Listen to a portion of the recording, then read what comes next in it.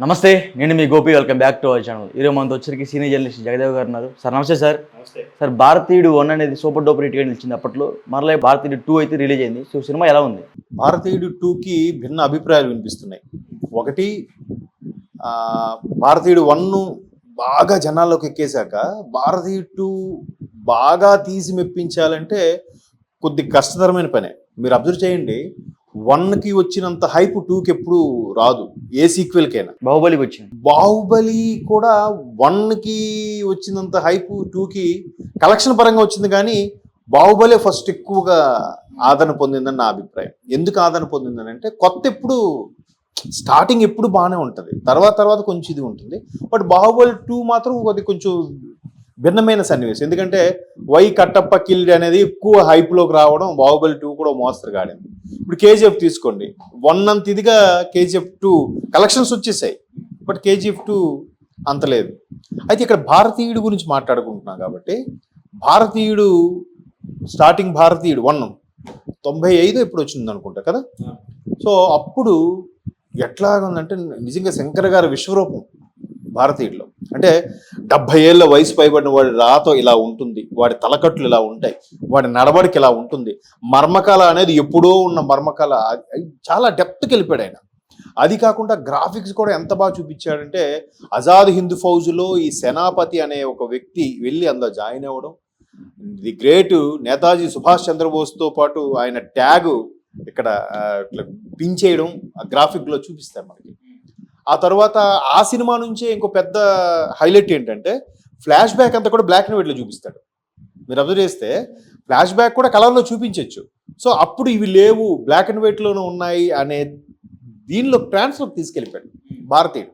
మనకి అక్కడ ఆవిడ చెప్తుంది అనమాట, పోలీస్ ఆఫీసర్, ఆయన పేరు టిన్ను ఆనంద్ ఎవరు అనుకుంటా, గుర్తు రావట్లేదు. ఆయన వెళ్ళి, నేను కూడా ఏదో డొమ్మి కేసులో అరెస్ట్ అయ్యి లోపలికి వెళ్ళానమ్మా, కొద్దిగా సేనాపతి గారు సంతకం పెట్టారంటే నాకు కూడా ఒక ఇల్లు ఏదో వస్తుంది, మాజీ స్వాతంత్ర సమరయోధుడు కింద అని అంటే, ఊరికే తమాషలు ఆడుతున్నాం, మేము ఎలా ఎంత బాగా చేసామని చెప్పి అక్కడ సుకన్య క్యారెక్టర్ చెప్తుంది. ఫ్లాష్ బ్యాక్లో మొత్తం బ్లాక్ అండ్ వైట్ చూపిస్తారు. ఇవంతా బాగా ఎక్కేసింది. దానికి తోడు ఏఆర్ రెహమాన్ గారు మ్యూజిక్, బ్యాక్గ్రౌండ్ స్కోరు, సాంగ్స్లో కూడా కొన్ని రకాల చూసారా, ఆయన డిఫరెంట్గా ఒక పాటలో మాయా మశ్చింద్ర సాంగ్లో డిఫరెంట్గా చూపిస్తాడు, మనిషి గ్రాఫికల్గా చూపిస్తూ. అలా రకరకాలుగా అన్నీ చేశారు మనకి. అయితే ఇక్కడ భారతీయుడు మనకి తెలుగులో సూపర్ హిట్, తమిళనాడులో పోయిందంట. తెలుసా మీకు విషయం? తెలియదు. శంకర్ గారికి తమిళ్లో కన్నా తెలుగులోనే ఎక్కువ మంది ఫ్యాన్స్. ఆయన చాలా సందర్భాల్లో చెప్పారు కూడా ఆడే ఫంక్షన్. ఎందుకు భారతీయుడు తమిళ్లో పోయిందని అంటే, అక్కడ భారతీయుడు తర్వాత వచ్చిన అది ఆడలేదు, కానీ రమణ అనే సినిమా సూపర్ హిట్ అయింది. రమణ తెలుగులో ఠాగూర్ రీమేక్ చేశారు. రమణ ఎవరు? విజయకాంత్ గారు. విజయకాంత్ గారు పర్సనల్గా చాలా వ్యక్తిగతంగా చాలా మంచి మనిషి. అంటే ఏ డైరెక్టర్ ఏం చెప్పినా చక్కగా అన్నీ చేస్తాడు, భేషజాలు ఉండవు, ఒక్కోసారి డబ్బులు ఎగ్గొట్టినా ఏమి అండు, చాలా మంచి మనిషి అనమాట. అంటే ఇంకోటి ఏంటంటే, ఆయన తమిళ్ ప్రజలు బాగా ఓన్ చేసుకున్నారు.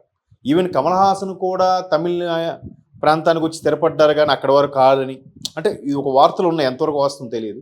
ఈవెన్ రజనీకాంత్ గారు కూడా కర్ణాటక, మహారాష్ట్ర, మరాఠవాడ అని, కానీ అక్కడ వాళ్ళు కాదని. బట్ అసలు తమిళ అయిన విజయకాంత్ కాబట్టి ఆయన ఆ విధంగా బాగా హైలైట్ చేసి జనాలు మెప్పించి హిట్ చేశారు. కాబట్టి రమణ సూపర్ హిట్ అనమాట. అందులో క్లైమాక్స్లో ఏంటంటే ఆయన ఉరిశిక్ష వేస్తారు, వాళ్ళకి అది సూపర్ హిట్. మనకి ఠాగూర్ కూడా సూపర్ హిట్టే, కాబట్టి ఇక్కడ మనకి క్షమాభిక్ష పెట్టినట్టుగా చూపిస్తారు లాస్ట్లో. సో కొన్ని వేరియేషన్స్ అలా ఉంటాయి. ఇక భారతీయుడి విషయానికి వస్తే, మనకు సూపర్ హిట్ తమిళ్లో ఆడలేదు. ఈవెన్ శంకర్ గారి సినిమాలు చాలా కూడా, బాయ్స్ కూడా మనకి యావరేజ్ హిట్, అబోవ్ యావరేజ్ ఒక విధంగా, అక్కడ అటర్ ఫ్లాప్. ప్రతిదీ కూడా మనకి మంచి బాగా ఆడే శంకర్ సినిమాలు. సో అంత ఇది ఉన్నప్పుడు ఇప్పుడు భారతీయ 2 వచ్చింది. ఆల్మోస్ట్ ఆల్ 30 ఏళ్ళు, ఇంకొక సంవత్సరం ఆగితే 30 ఏళ్ళు అయిపోతుంది. 30 ఏళ్ళు ముందున్న బాడీలో ఈజ్ ఇప్పుడు ఉంటుందా కమల్ హాసన్ గారికి? ఆల్రెడీ అప్పటికే ఒక 40-50 ఉంటాయేమో. ఇప్పుడు 70 ఏళ్ళు కమల్ హాసన్ గారికి దగ్గర అంతే కదా. చిరంజీవి వీళ్ళందరూ ఒకతోటి వాళ్ళే కదా. సో ఇప్పుడు గ్రాఫికల్గా ఎక్కువగా చూపించాలేమో, కానీ ఆ న్యాచురాలిటీ, నేచర్ అవుట్పుట్ వస్తుందా అనేది క్వశ్చన్ మార్కే. కాకపోతే ఇప్పుడు రజనీకాంత్ గారు మన జైలర్ తీశారు కదా, అట్లాగా కొంచెం సూపర్ ఫైన్గా హైఫైగా ఉండేవి తీసుకుంటే ఒక ఏజ్డ్ క్యారెక్టర్ వాడికి ఓకే. బట్ భారతీయుడు అనేవాడు ఇప్పటికీ బతికే ఉన్నాడా అనేది ఆశ్చర్యకరమైన విషయం. ఇప్పుడు 95లో వచ్చేసరికి 1947లో స్వాతంత్రం వచ్చింది. 57, 67, 77, 87, 97 అంటే అక్కడికి 45 ఏళ్ళ కిందట స్వాతంత్రం వచ్చినట్టు. సో అక్కడికి ఒక సరిగ్గా యంగ్ ఒక 25 ఏళ్ళు కుర్రోడు అనుకుంటే 45 ఏళ్ళు తర్వాత అక్కడికి 70 ఏళ్ళు.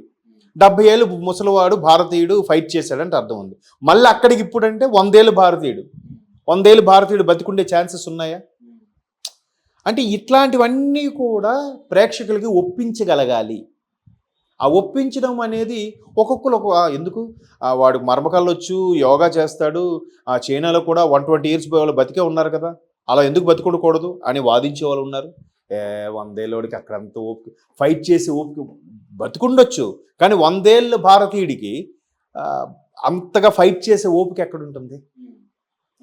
ఆయన ఏదో సిద్ధపురుషుడు, ఒక యోగి, ఒక మహానుభావుడు అయితే అప్పుడు ఉండొచ్చు, కానీ ఒక సాధారణ భారతీయుడికి అయితే అంత ఓపిక ఉండకపోవచ్చు అనేది నా అభిప్రాయం. సో ఇట్లాంటి చిన్న చిన్న మైనర్ దీంట్ వల్ల జనాల్ని ఆకట్టుకోలేకపోవచ్చు. బట్ టేకింగ్ ఇప్పుడు శంకర్ గారిది అద్భుతంగా ఉంటుంది. అంటే జనాల్ని మెప్పించేలా తీస్తాడు ఆయన. ఇప్పుడు ప్రతీది కూడా ఆయన సినిమాలు ఫస్ట్ నుండి చూసుకోండి కరప్షన్ మీదే ఉంటుంది. యాక్చువల్గా ఆయన కరప్షన్ ఎంత ఆయన కూడా బాధితుడేనంట.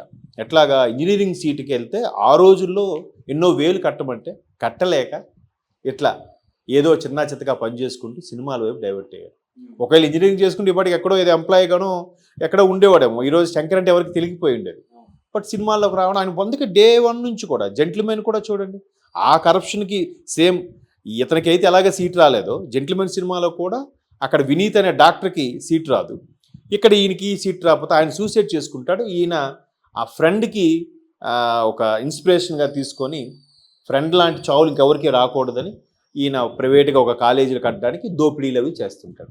జెంటిల్మెన్ అదే కాన్సెప్ట్, అపరిచితుడు కూడా అదే కాన్సెప్ట్, కరప్షన్ గురించే.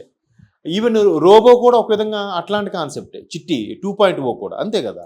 ఇప్పుడు అధికారులు వచ్చేసరికి రేడియేషన్ ఎఫెక్ట్ ఎక్కువ లేకుండా చూపిస్తారు, అధికారులు లేక మళ్ళీ మొబైల్ రేడియేషన్ పెంచేస్తారు, పిచ్చుకలన్నీ చచ్చిపోతుంటాయి. సో అది కూడా ఒక రకమైన అధికారులు ఉండే లోపం ఏంటి, లంచాలకి లోబడే కదా ఇవన్నీ చేస్తున్నారు. సో దాని మీద ఆయన ఎప్పుడు ఫోకస్ ఉంటుంది. అండ్ మోర్ ఓవర్ సమాజానికి ఉపయోగపడే ఎలిమెంట్తో తీస్తాడు.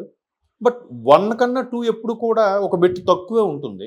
సో ఆ పరంగా ప్రేక్షకులు కొంత డిసప్పాయింట్ అయితే అయ్యి ఉండొచ్చు, కానీ 1-2 సార్లు చూస్తే మళ్ళీ కీన్ అబ్జర్వ్ చేస్తే అర్థమయ్యే ఛాన్సెస్ ఉన్నాయి. అది